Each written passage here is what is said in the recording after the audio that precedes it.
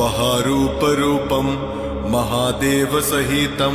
महाप्राणदीपं ब्रह्माण्डस्वरूपं श्यामसुन्दरी जननी रूपं श्यामसुन्दरी जननी रूपं मन बुद्धि अहंकार निराकार रूपं रूपहीन गुणहीन श्यामसुन्दरी जननी रूपं श्यामसुन्दरी जननी रूपं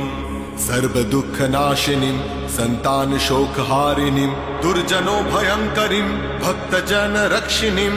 जननी जन्मदायिनीं श्यामसुन्दरी जननी स्वरूपं श्यामसुन्दरी जननी स्वरूपं श्यामसुन्दरी जननी स्वरूपं श्यामसुन्दरी जननी स्वरूपम्।